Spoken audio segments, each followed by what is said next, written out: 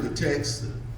I promise you I'm not going to hold you long, but I am going to say what God has given me to say to you today. Verse 9, chapter 15, 1 Corinthians, from the New American Standard Translation. For I am the least of the apostles, and not fit to be called an apostle, because I persecuted the church of God.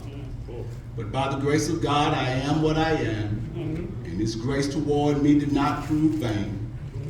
But I labored even more than all of them.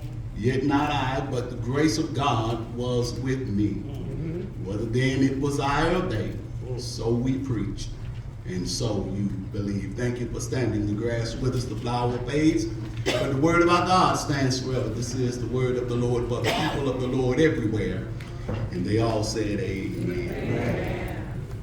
I want to just talk about briefly the grace of God. The grace of God. In Christian terms, grace can be generally defined as God's favor toward the unworthy, of God's benevolence in and to the undeserving. In his grace, God is willing to forgive us, bless us, despite the fact that we fall short of living righteously before him.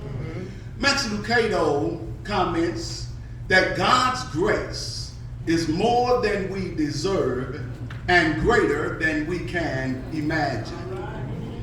John R.W. Stott stated, grace is God's loving, God's stooping, God's coming to the rescue, God giving himself generously in and through Jesus Christ. And brothers and sisters, when we look back over our lives and consider how far God has brought us from, we can attest that we've been through some things. We can testify that all of the things we've been through, we made it by God's grace. Right. We have experienced a global pandemic. We have experienced social unrest. We have experienced injustice, sickness, sorrow, disease, discouragement, distress, dangers that's seen and unseen. Yeah. And through it all, we can attest, along with the hymn writer, John Newton, through many dangers, toils and snares, I've already come. It was grace that brought me safe thus far, and grace will lead me on. And all of us should be able to testify that I know something about God's grace. I believe I have a witness or two who will testify with me. I may not know all about soteriology, I may not know all about theology, but I know about God's grace. The Apostle Paul writes this first epistle to the church at Corinth. And in this 15th chapter, he discusses the doctrine of the resurrection of Jesus Christ. It is his objective to silence the critics and encourage the Christians. This is in regard to the actual and historical fact of the resurrection. In verses 1 through 8, he explains that he is presenting the gospel, the good news that he received, how Christ died, how he was buried, and how he was resurrected on the third day. They testify that he appeared to Peter, he appeared to the 12, to 500 people, to James, to all of the apostles, and lastly, Paul said, he appeared to me in an untimely, as one untimely born. In verse 9, Paul takes a digression, if you will, and explains his apostleship. He says, first of all, that it is by God's grace that he is called. I will say and state that I believe that your pastor is called by God, just as Romans 10 records, how shall they hear without a preacher? And how shall he preach except he is sent? I believe your pastor is sent and called by God, and he, like the Apostle Paul, acknowledges that it is by God's grace that he has been called to this ministry. And the Apostle Paul declares that he is the least of the apostles, not even fit to be called an apostle. He acknowledges his own unworthiness with humility. He persecuted the church, but he realized that after having a conversion on the Damascus road, that he had a relationship with Jesus and had a new purpose and a new mission. Right. Brothers and sisters, we have been changed by the grace of God. Ephesians 2:8 reminds us that it is by grace that you have been saved through faith, not of works, lest anyone should boast. Romans 3:24 reminds us we're justified by grace through faith. 2 Timothy 1:9 reminds us that it is he who has called us with a holy calling, not according to our own works, but according to his own purpose and grace, which is given to us in Christ Jesus before the world began. We all can acknowledge that we are what we are. We have what we have because of the grace of God. Yeah. Again, we are what we are, and we have what we have because of the grace of God. And we should thank God for his wonderful, manifold grace by which he has blessed us, by which he has called us, by which he has kept us, by which he has equipped us and purposed us, and then by which he has used us. Secondly, brothers and sisters, we serve by the grace of God.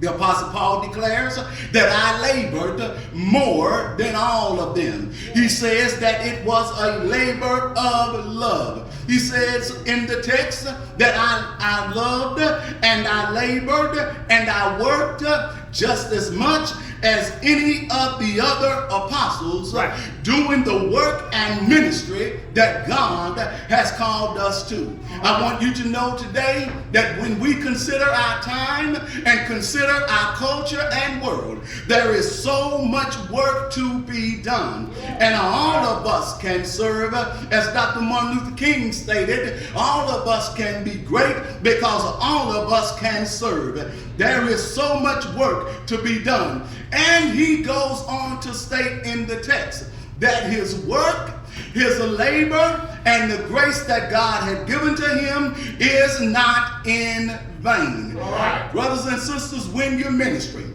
and when you have ministered for 23 years, there are times that you can feel, that you may feel that your work and that your labor is in vain, that it's not moving forward, that we're not doing what we want to do in God, and the ministry is not going and growing and expanding the way we want it to. I know that's a fact. How do I know? Because both of us just discussed it as we were preparing to come out here. We want the church to grow. We want the church to flourish. People may not be returning like we want them to, but here is the message for us to be reminded of. The grace of God is not in vain, and the work of God will be rewarded. His work will be fruitful. It will be evident, and his work will be rewarded. Keep on working, Pastor. That's what I've come to encourage you with. Keep on working, brothers and sisters, even when it seems like you're not making progress, even when it seems like no one is working with you and you're by yourself. Keep on working for him. Lastly, and I'm out of here, we proclaim him. He says in the text, whether you listened to me or some other apostle, we preached, and so you have believed. Brothers and sisters, it's interesting to me that there are so many sugar-coated, watered down, cotton candy versions of the gospel that's being perpetuated in the social media and in churches across the country today. There are those who are preaching this sugar-coated, candy-coated fair part gospel, and they want to fill you up with it, but it's not anything that is of substance, it's not anything that's healthy, and it's not anything that's nourishing. But I declare to you today that you have a pastor that you've had for 23 years. He and his wife, they have been proclaiming and heralding the message of Jesus Christ.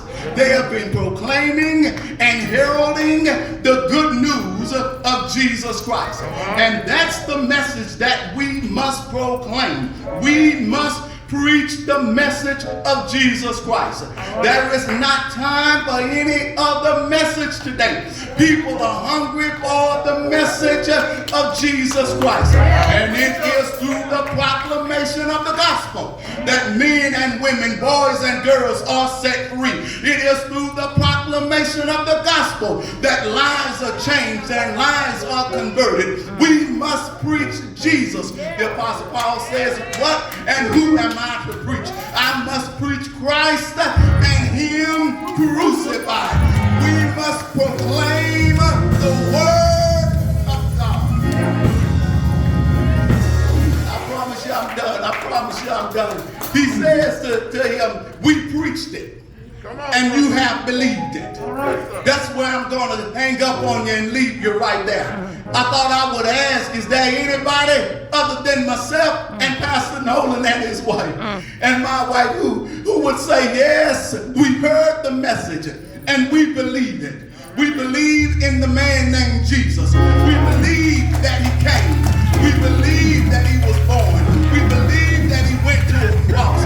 We believe he died on the cross. We believe the message. We believe that he healed the sick.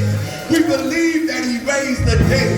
We believe he gave sight to the blind, unstopped deaf ears. We believe that he made a difference in the world in which he was living and even in the world today. We believe that he's still changing the world. We believe that he died. We believe also that on a Sunday morning he got up from the grave, declared all power is in his hand. We believe the message. We believe the report. I'm done with you. How to reach the masses, men of every birth. For an answer, Jesus gave the key.